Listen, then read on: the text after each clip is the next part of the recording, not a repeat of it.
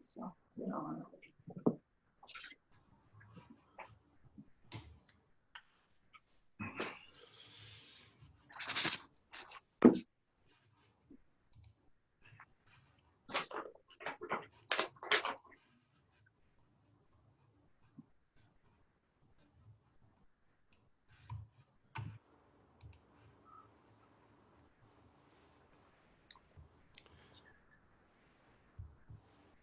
Sojun Roshi. Just been introduced. Well, welcome everybody to BZC, as I said, online Zendo. Sojun Roshi, can you hear me? Yes, you can. He's asking if you can hear him. Vaguely. Vaguely. Kika, if you could raise his mic. I can hear your voice, but I can't make out your words. I'm sorry. How's the sound for you? The sound for me, for us, is great. Really, you don't, I'm not going to be saying much, Sojun. So go ahead and please begin your Dharma talk. Begin. I'm supposed to, you can hear me okay? Yes, it's perfect. Okay. Good morning, everyone. Good morning.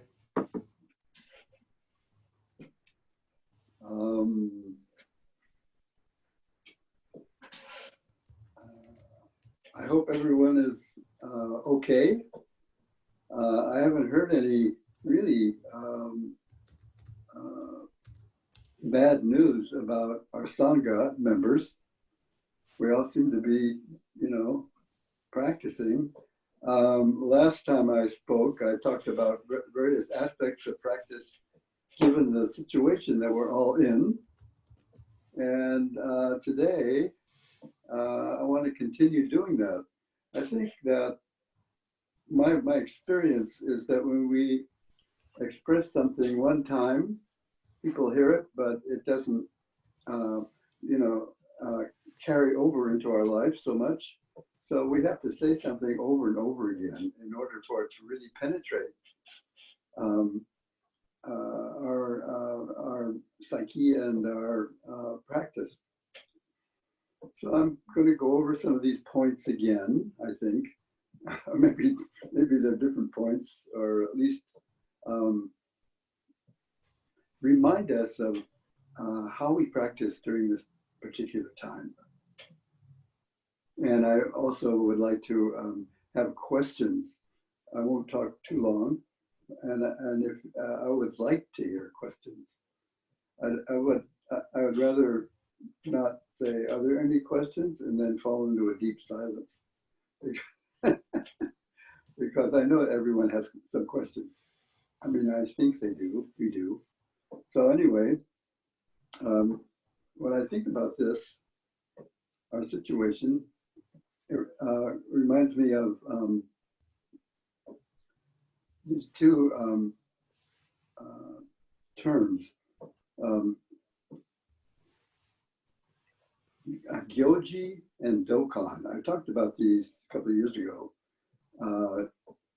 Gyoji, Japanese term, Buddhist term actually, meaning continuous practice. Gyoji. Dogen talks about Gyoji a lot.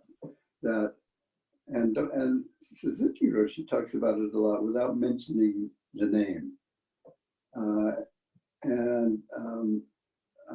Dokkan is like a ring, the ring of the way, and it's sometimes called way ring. It means that the aspects of Gyoji, the actual rhythm of our practice, which is continuous.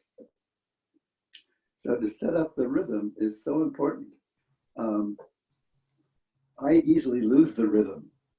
I always think of everything as practice anyway. I always keep my attention on my breath. And when my mind gets kind of loose, I come back to breathing. And breathing is always deep breathing. Abdominal breathing is always in the background of my actions. I really, deeply breathing, meaning full breath, which goes beyond your chest and into your lower abdomen. It feels like your abdomen, but actually it's the bottom of your lungs. So that you have a full breath, always. People say, well, I don't know if I can do that always. I do it sometimes, but actually, always. That's good. That's a basis of continuous practice. In Zazen, we prime our breath. We come in from our busy life and sit down. And in our busy life, we're not so aware of our breathing, where our breath extends to, and where it, at the bottom of the breath is. It's the rising and falling of your lower abdomen. That's why it feels like it's there. It's really your lungs, but you feel when you inhale, your abdomen expands, and when you exhale, it contracts. And when I say priming, if your mind is very busy and you feel some anxiety and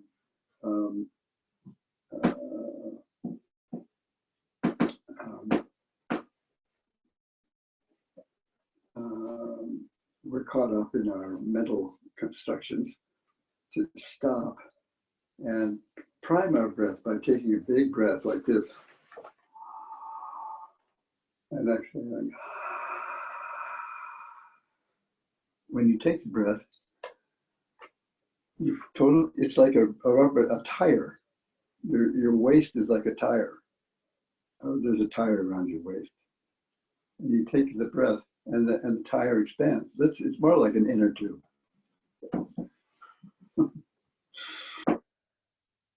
And it expands. And you fill your lungs, and then you let all the breath out, and your tummy and your backbone meet, so that all the breath is expressed out. And then another breath in. And out. And do that 3 times. Yeah, just normal breathing. Through your nose. That settles your body, it settles your mind, it settles your emotions and your feelings. And then you start again. So taking these pauses is really important. But if I learned how to do this through the pain of Zazen. This is why I always I think everybody needs to go through the painful rite of passage of painful legs. Because during sashins, went back in the 60s and 70s, I had so much pain. I've been through all the difficulties that everybody's been through. It's not like people look at me and say, "Oh, you never had any problems about it," you just jump off the ton and blah, blah, blah.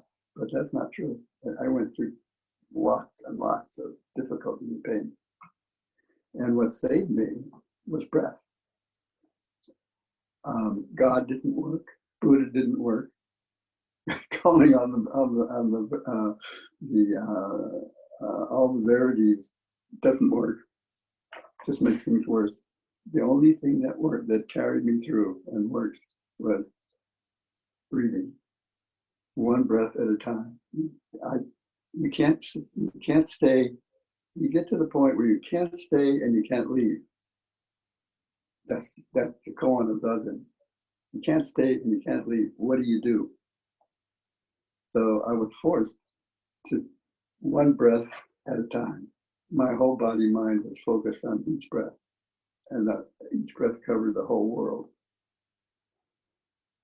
And then eventually I got to the point where I didn't need to be caught by the pain or the difficulty. Instead of fighting the pain or whatever, to simply merge into it so that it's no longer what you think it is. So this is the secret of our practice, is to be one with our activity, not to fight it or try to escape from difficulties. This is how we learn not to escape from difficulties, but how to open to the difficulty so that it's no longer a problem. And I can't tell you how to do that. You know, each one of us has to find out how to do that ourselves. So I can remember my teacher, Suzuki Roshi, saying, just be one with the difficulty, just be one. How do I do that? How do I do that? And then suddenly it all opened up. And I remember running back to the Zendo and bowing down to my teacher. That's what I felt I wanted to do. I didn't actually do that. I did it in my mind.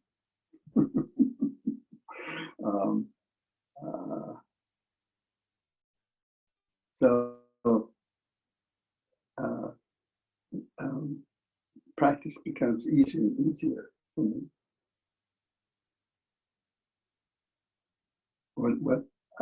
I don't have pain in my legs.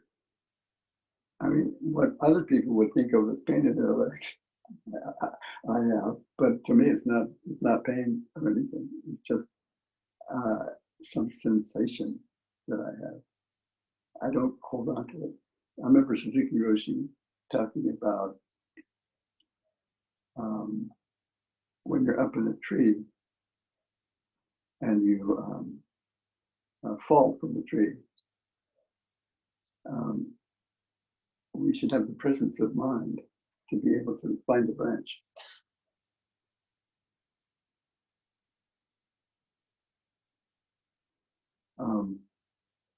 So how we maintain our presence of mind through every situation and not get caught is really important.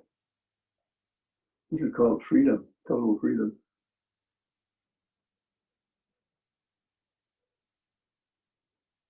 So when I sit down for Zazen, a little stiffness from the beginning, and then there's a little tingling in my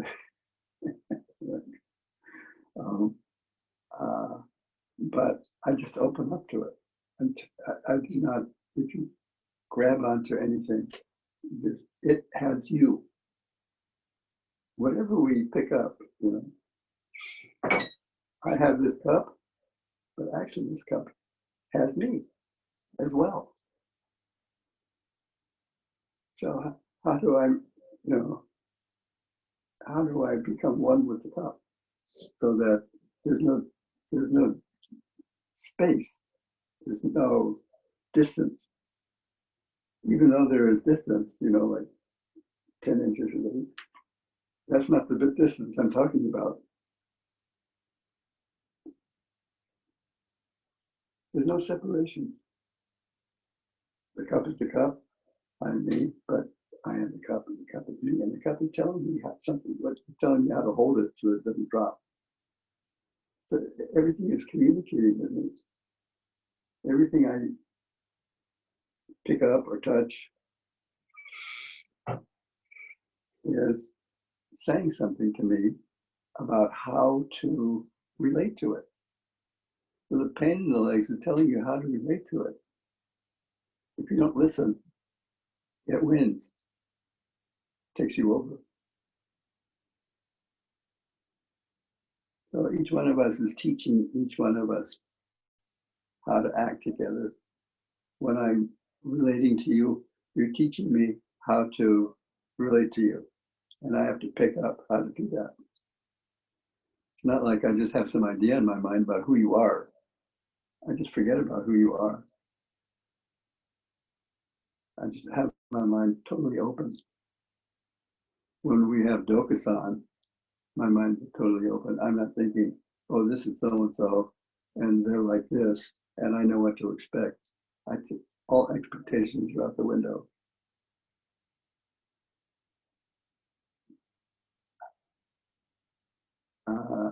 I've been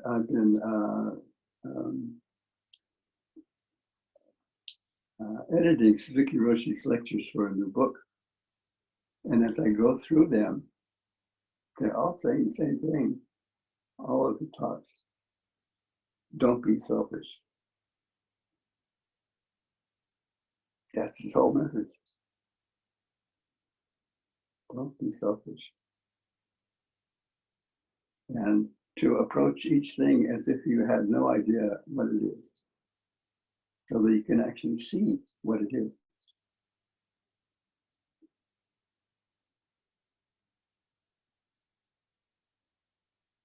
He talks about wabi and sabi, which means something like, various things to various people. I'll say that. I don't want to explain it because I don't understand it that well. But for him, wabi sabi means just letting go of all your ideas. And when you see a drop of water on a branch of a tree, you just see it just as it is. And it contains the whole universe.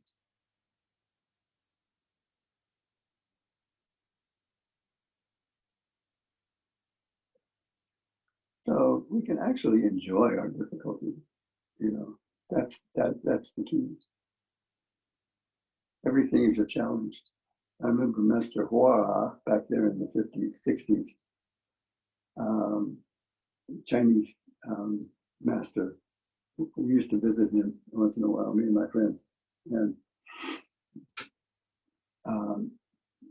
his saying was, one of the things that I remember him saying was, everything is a test to see what you will do. That's practice. Everything is a test to see what you do. If you see that as practice, then you're not stuck somewhere. How do I deal with this test instead of, oh my God, the sky is falling. Sky is falling. But how do we just let it fall? Let it do its thing. And how do we dance with it?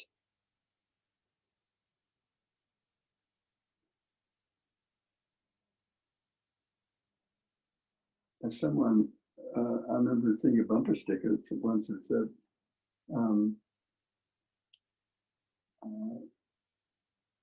instead of putting on your raincoat, just take off your clothes and dance in the rain. That's pretty difficult, but you get the picture.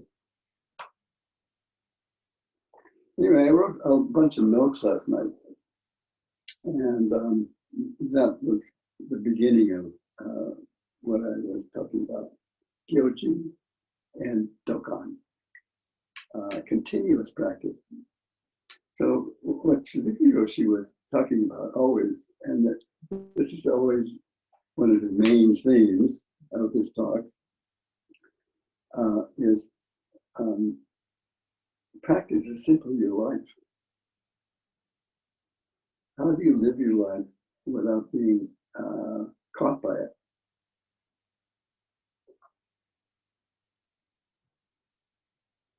We always talk about freedom.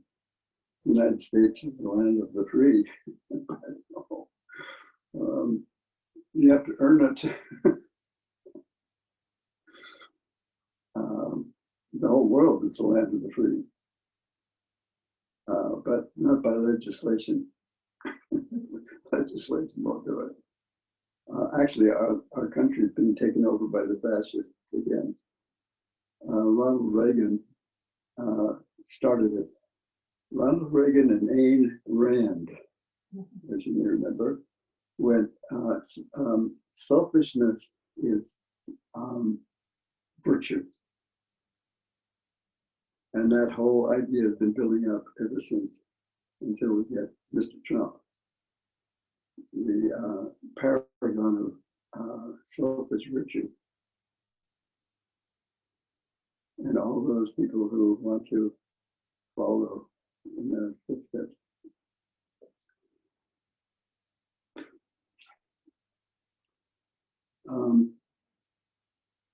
So I'm again. I also had a thought about, you know, how difficult it is. All the stores are closed.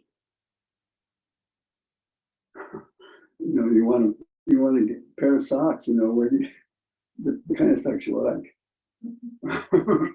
Where do you go? You know, so there's a kind of deprivation. But when I think of the deprivation, I think of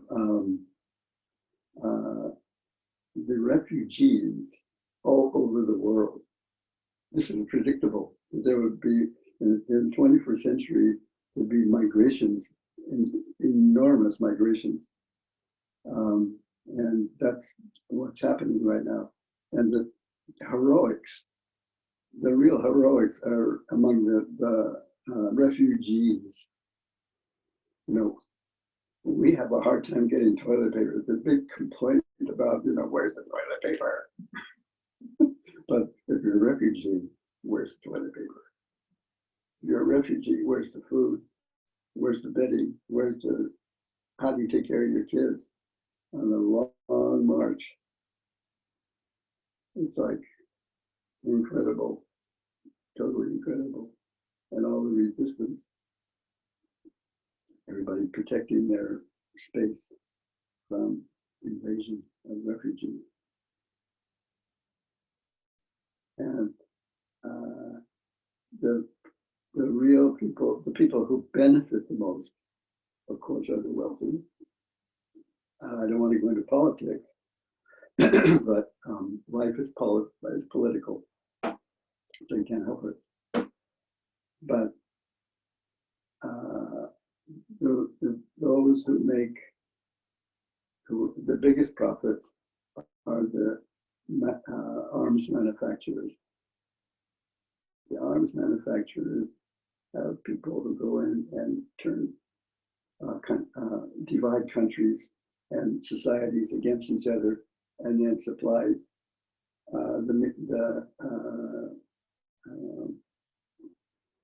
the guns and ammunition that they all use against each other. It's always been thus. During the Civil War, there are all these war profiteers who made munitions so that the South and North could continue fighting and killing each other, and then they all needed their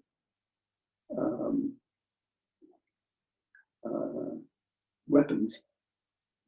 So, you know, someone in a jungle someplace, who's brought up in a jungle someplace, and there's hand to mouth, somehow gets an expensive firearm. How does that work? Who pays for that? Anyway, so the world is really in a chaotic place today. And how we maintain our equilibrium, how we maintain our practice, how we maintain our state of mind in all this chaos is called our practice. How to remain upright, how to remain stable and balanced, and not get, you know, caught by too much by our emotions. Like, I have raging emotions which pass through me constantly. Constantly raging emotions against the way things are, against this one and that one. But I'm always grounded in my practice. And I know I have what I have to do. And I know that I can't, I can influence my surroundings, which I do. But the world goes on as it goes. And You put out a fire over here, and then a fire starts over here. And then you go over here to put out this fire, and the fire starts over here. So there are always fires, they're always going on, and you can't put them all out. And if you despair, you go crazy. So just taking care of our own world, our own surroundings, has a big effect on the world. If we lose our composure, we fall into a trap. So how to maintain our composure is our practice. You know, we have to let all of this chaos go through us and not let it stop in us. So we're always, you know, dealing with this day and night. So it's time to wash the dishes, time to make your dinner, time to go to sleep, time to do your job, time to whatever. And that's, we have to find our rhythm and not fall into despair. Because the world has always been like this. It's not like just now this is happening. It's always been happening. If you look back in history and look at the ancestors, in Dogen's time, it was chaotic in Japan. Villages were being burned, and robbers were on the highway, and it's always been like this. In one respect or another. Problem is, we are unaware, have been until the 20th century. We didn't know what was going on in other parts of the world. But it's always been going on in other parts of the world. Genghis Khan came and, reordered the world.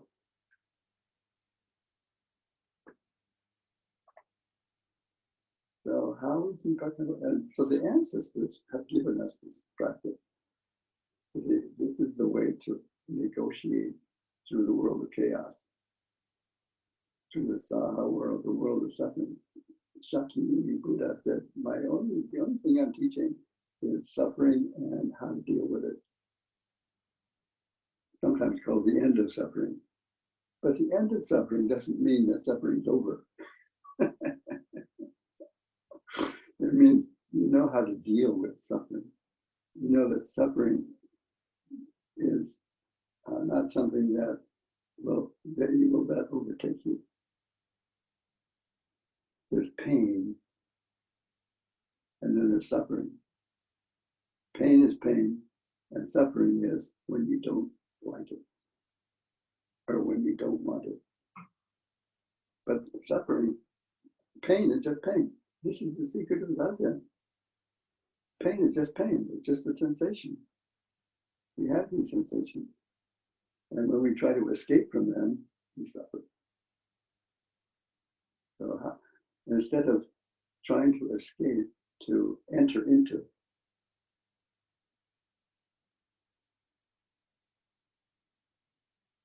be one with. That's what be one with means, or one meaning of be one with. No non-resistance.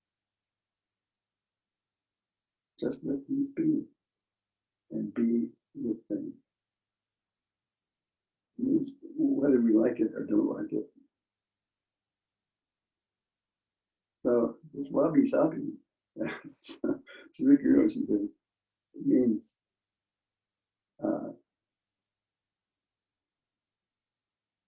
beyond emotion, beyond feeling, beyond intellect, just to experience something as it really is. So but things as it is. You think that you understand things as it is, but until you know how to drop everything, you don't. So dropping everything means to be one with everything. To separate ourselves through emotion, feeling, and thought is called separation. Unfortunately, that's our life. We have to do that. This is the dualistic world and we have to live in it. But we also have to, in order to be free from the suffering of this world, we have to be able to let go of it. At the same time that we are engaged with it.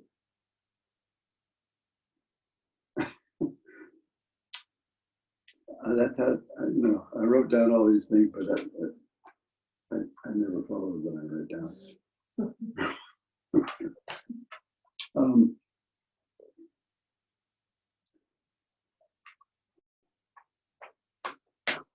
So our present situation is full of pain and suffering for so many people.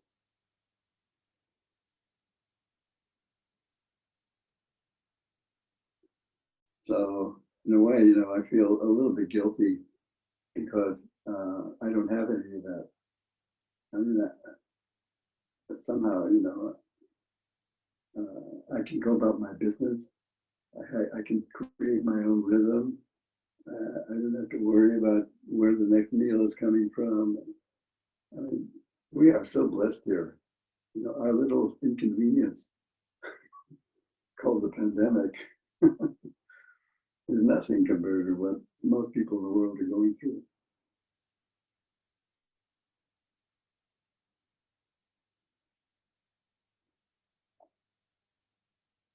So anyway, if you have any questions, or if you have a question, please feel free to. I don't know if I can hear you, to tell you the truth. I'm going to adjust the volume. We're going to try and adjust this to. While we're adjusting the volume. That's good. Okay, my microphone was a little bit down, Sojun, so maybe other people's microphones will be good too. Please feel free to raise a hand under participants. You can raise a hand or a glass or something and I will call on you, just like Ellen Webb did. Remember to lower your hand after you've been called on, and also mute and unmute yourself if you can go through that ritual. And again, as Sojun would like, and as I would like, please ask a question. Do not be afraid, even though this medium is weird. Or you can type a question and I will read that question. So first, Ellen, could you lower your hand and unmute yourself and ask a question? I can't hear you. Okay, can you hear me now? Yes, Yeah. yes. Okay, so when you talk about kind of relating to pain or emotion, is that, can you say what dropping body and mind, how that connects to that? Yeah, that's it. Okay, that's my question. You answered it. That's it. My wife is always criticizing me, and then she'll say something, that kind of little jab, and I think, and then I think, that's just the way she is. I don't want to retaliate. Retaliation creates problems. So I think, well, maybe she's right, And then I think, what am I doing to create the situation for her to do that? Instead of she just doing something, right? But there's something that I'm doing that initiates the problem that causes her to say something. So where's my part in all this? So that neutralizes the situation. I don't have to get caught with my reaction, but I try to understand why that what I'm saying actually goes around and comes back to me. But I don't see how that happens. I just, react to the face instead of reacting to the travel of the problem. So if we make an effort to see how what comes to us, how we create the environment for that to happen, it really eases the situation a lot. And instead of blaming somebody, I can look at my own causation, my own actions, which create that which comes to me. Could I ask, oh, sorry. Could I ask a follow-up question? Sure. When you say dropping body, it sounds so dualistic to me. You know, it sounds so like two things. What are the two things? Me and my body. Yeah, I like that. Well, because we think of ourselves as our body, you know, if we take it literally, then we have a problem. In Zen parlance, you have to not take things literally. You can't take any spoken word literally. So when we say body, mind, well, what does that really mean, body? It doesn't mean, you know, my arms and legs. It means my embodiment, my presence,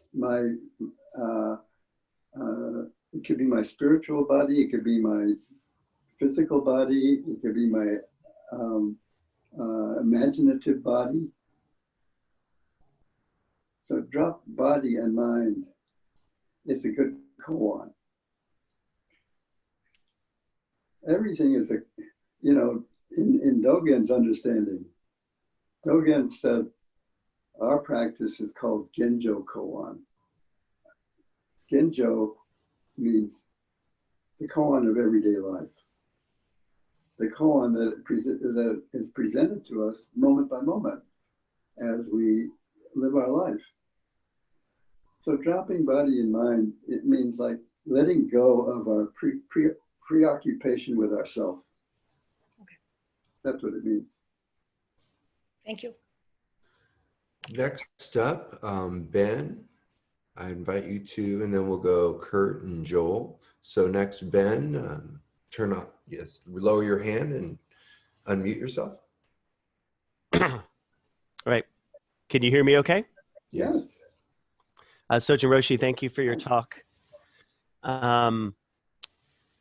You were mentioning how much of the work that you're editing of Suzuki Roshi's is about don't be selfish. And what that made me think of is that how do we not be selfish, or how does one not be selfish when you're in some sort of emotional distress? You talked a little bit about despair. I know from working for a psychology publisher, some of the one or two of the books we've done, there's studies that show when people feel unsafe or unwell mentally, it narrows your ability to feel for others, connect with others, and it actually increases your self-focus, right? And I think I've at times experienced a little bit of that. So I wonder if you can speak of how to deal with that, how to escape that narrowing of self that can happen when you feel like you're in trouble.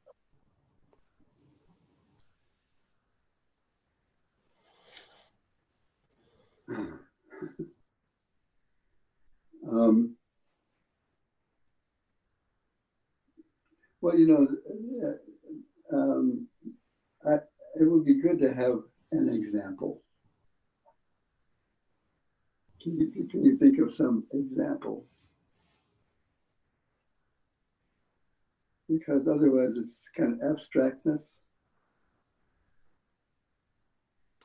I'm trying to land on an example. Maybe this is a minor one, but maybe it will work. Just, I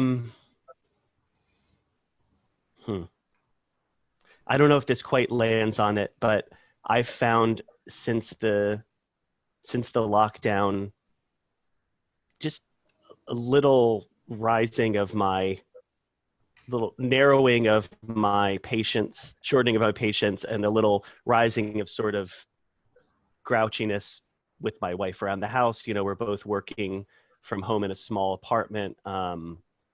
and I can observe how I seem to be more strongly self-focused by default. So, and I try not to stay there, but I can feel the impulse to, or it sort of feels like a narrowing of vision or a narrowing of feeling, where I feel more stuck inside my own preferences and default positions, if that makes sense. Yes, well, that's good.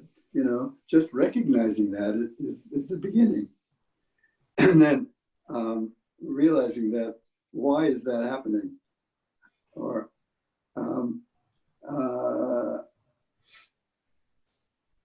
how can I broaden my mind?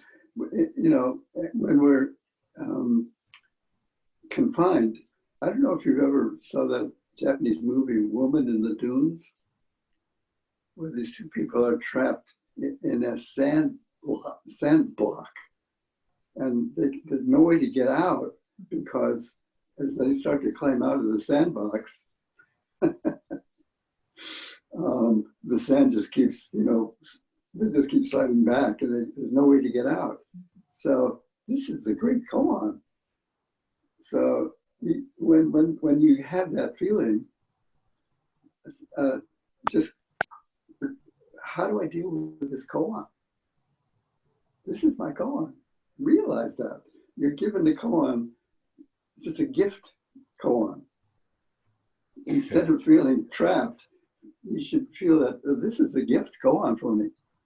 How do I deal with this? So you have a way to go.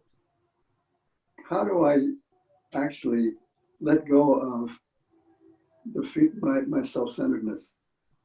How can I let go of my self-centeredness and allow my mind to broaden to the situation? So actually, we don't like being confined. Confinement is how we actually learn something. Without confinement, you don't learn anything. This is why our practice, you know, Zazen is the greatest confinement. you're just totally a pretzel. And how do you find your freedom within this confinement? We all have this gift of confinement. And if you see it as a trap, you get caught. That's called getting caught by it. So to drop body and mind.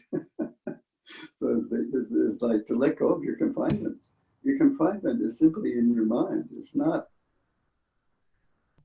you know, it's not the walls that are keeping you confined. It's your mind that's keeping you confined. And when we let go of the feeling that we're confined, we find our freedom. So it's good that these things are coming up. You know, when you are training a dog, back to the dog, when you're training a dog, you want the dog to make mistakes so that you can train him.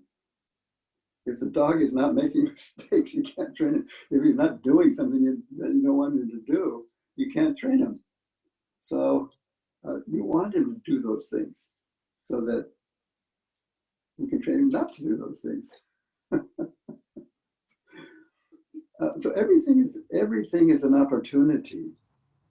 This is what practice is. Dropping body and mind means that everything is an opportunity. Instead of seeing it as a hindrance. Hindrances are opportunities. I know it's hard. You don't like it.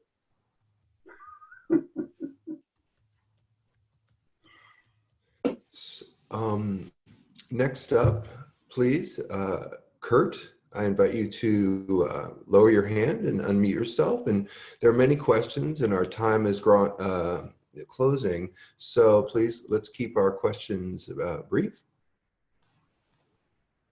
Hello, Sojun Roshi, can you hear me? Yeah. Yes. Oh, okay, great. Thank you for the talk.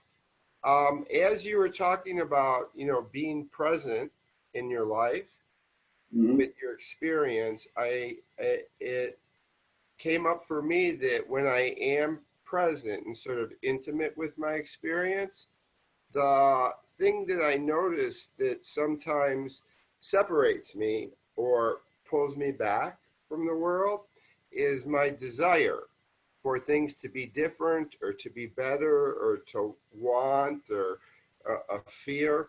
And you talked about entering into things. Should I try to enter into my desire? Is that also being intimate? Being intimate But with desire is not good or bad, you know. what? Desire is just desire. Uh-huh. Without desire, desire is a motivational tool. That desire is fire. Mm.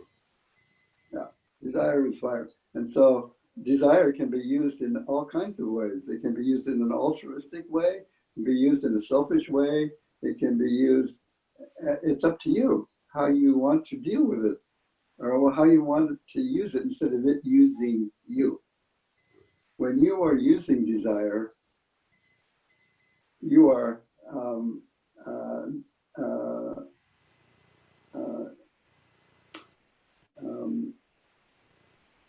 it's a tool. It becomes a tool for whatever you want it to be. When you're being used by desire, then you are captivated. So usually when we talk about desire, we talk about it as being captivated by it. It's manipulating you. But of course, it's just you manipulating yourself. So how to use desire? The way we use desire, for instance, is called putting your effort into practice. That's desire being used to further your practice of letting go of desire. You know, Buddhist practice is actually suicide.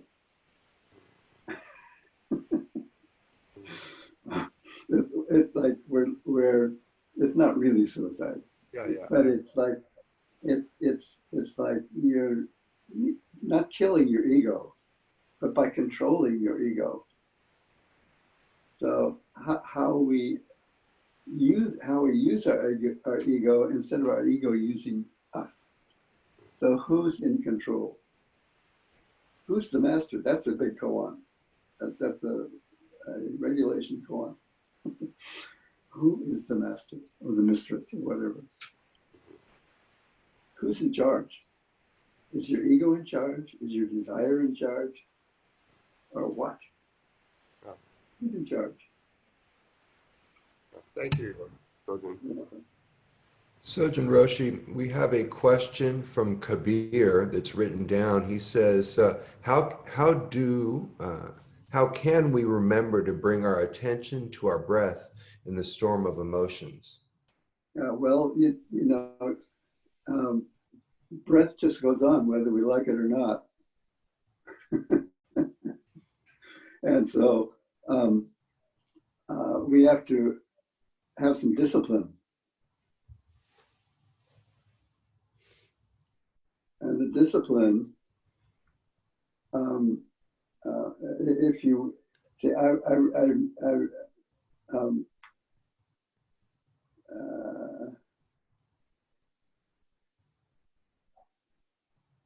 I don't think about it. It's just there. Sometimes it's in the foreground and sometimes it's in the background. When I'm busy doing stuff, it's in the background. And when I'm not busy doing stuff, it's in the foreground. So whether it's in the foreground or the background, it's moment by moment. It's just there. We are being breathed. We're not breathing. And it's not a function of our will. We are being breathed rather than I am breathing. So if the universe is breathing me, and if I want to touch the universe consciously, just come back to the breath. The breath is the universe which is informing you of itself. It's saying, I am you through breath. It's so wonderful. Why not? I mean, we should be thinking about it all the time. It's the most wonderful thing that we have is our breath. We don't have to think or emote or anything. It's just that this is, and because it's so obvious, we miss it. Truth is so obvious that we miss it. Reality is so obvious that we miss it. So enjoying our breath is life, is universal life. We sometimes don't realize that we are cosmic beings. That sounds like spaceships and stuff. No, we're cosmic beings. We are, the whole cosmos is breathing me. Isn't that wonderful? How do we tap into the universe? Through our breath.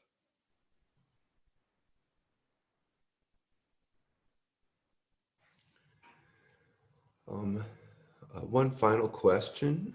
I invite you, Joel, to lower your hand and unmute yourself and ask a final question. Hi, can you hear me?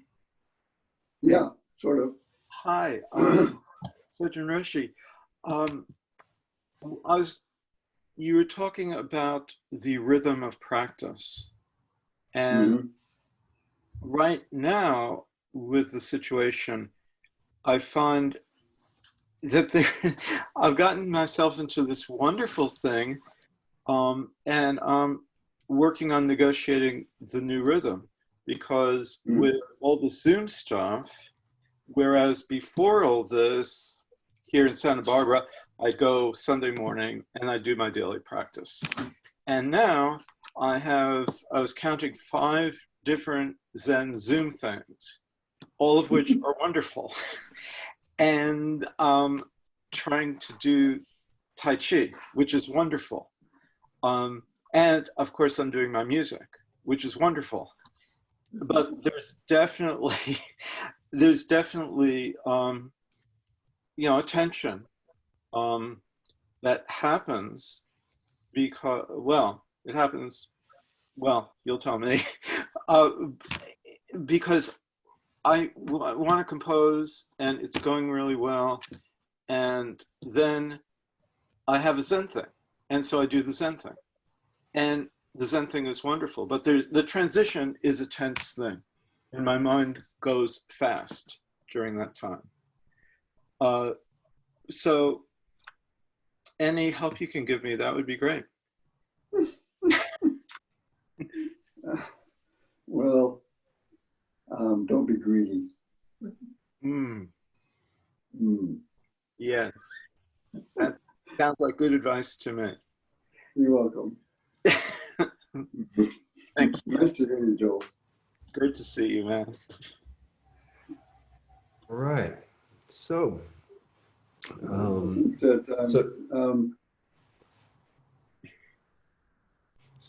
Sojun, that's it. Would you final remark? Final remark?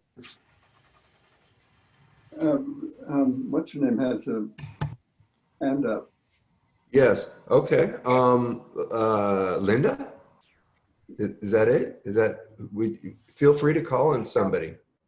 Carol Paul. Carol Paul has her hand up. Okay, Carol. No? Oh, I thought you were waving. Okay. No. Okay. So my parting word is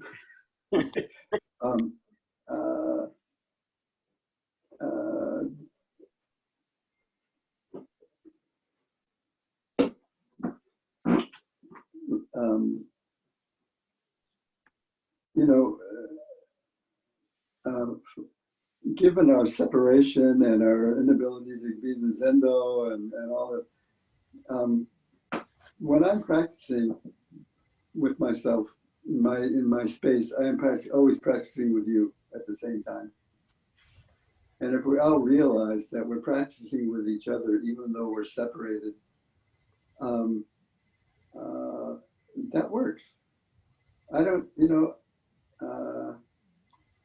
need to tune in when everybody's sitting zazen or all that. Just realizing that my practice is harmonizing with your practice is enough, without even knowing what you're doing exactly. But I know that we're all making a big effort to practice, given our situation, and that our koan is right there in our hermitage, moment by moment. Ginjo koan, practice of everyday life as each moment arises, each situation arises, koan.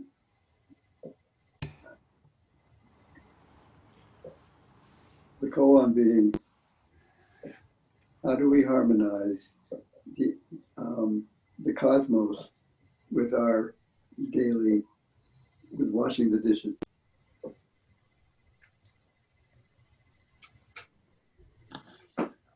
Thank you very much. Thank you very much. We will do the Bodhisattva vows one time through. Please use your eyes and ears to be in harmony with everybody. Gary? Thank you for conducting this. Beings Numberless, I vow to awaken them. Delusions are inexhaustible. I vow to end them. Dharma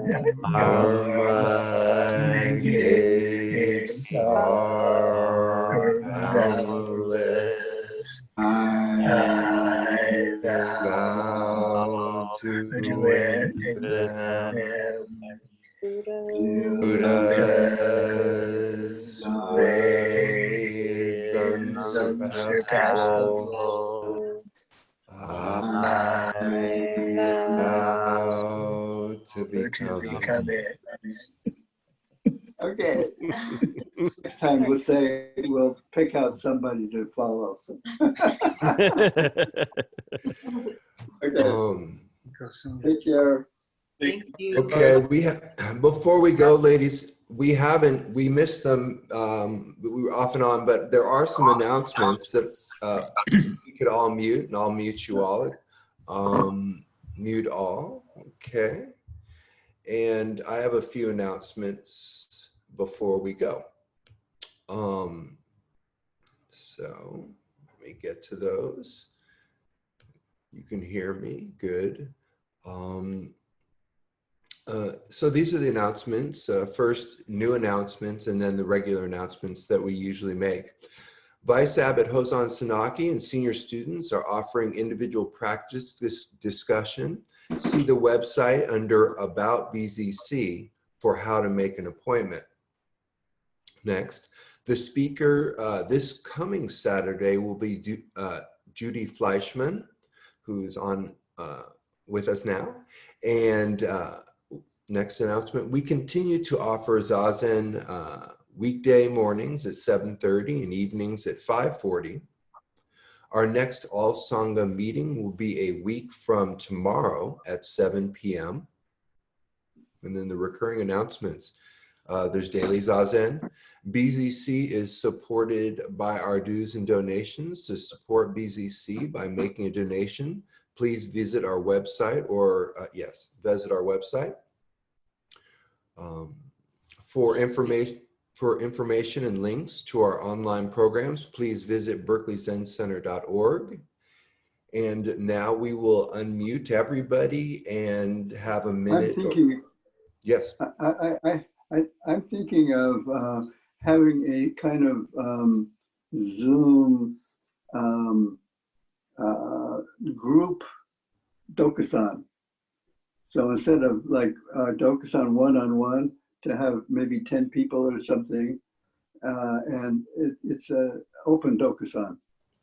People, each one asks some questions, kind of like a little bit like Shosan maybe, but informal, right? So I'm thinking about doing that. I'll let you know. We will look forward to that for sure, Sojun. Okay. We will make that announcement probably on the website in the calendar events, and of course we will make that announcement after next week's lecture during announcements. Okay, well, I'll have to figure out what, Yes. how to do that exactly. Yes, yes. Let you know. Okay. That's nice. For our online program, visit Berkeley Zen Center, etc. Okay, so unmute everybody and say our hellos. And goodbye. Hello, everybody. Bye. Have a Bye. great day. Everybody. Thank you, Sojun. Thank you, Bye-bye. Sojun. Thank you. Hi, everyone. Nice to see everybody. Good to see everybody. I see you, Tan. Hi. Thank you, Blake. You're welcome. Thanks. Good job, Blake. Thank you, Blake. Hi, Rihanna. Hi, Dan. Thank you, Blake. Bye-bye. Peace. Bye, everybody. Peace. Bye. Hi, Lori. See everybody. Hi, Blake. Hi, Philip. Bill. Hey. Yo, Barbara Sandage, I see you, girl. Yo! Oh, very Hi, good. Larry.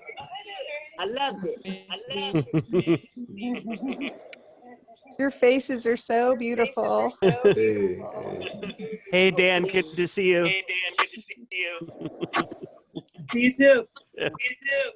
thank you, Gary. Artem. Bye.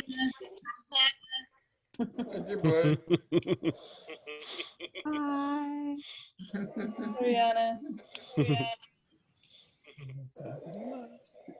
See y'all later. Peace out. Peace. Thank you, Sojun. See you guys. Yes, thank you, Sojun, if you're still there. Thank you, Kika. Yes, thank you, Kika. You're welcome. It's nice to see you guys. I love you guys. Love you too. Be safe, everyone. Yes. You too, Philip. Thank you, Philip. Too, Philip. Bye, everyone. All right. All right. All right. Peace, y'all. Bye, Blake. See ya. So I got moved out of my little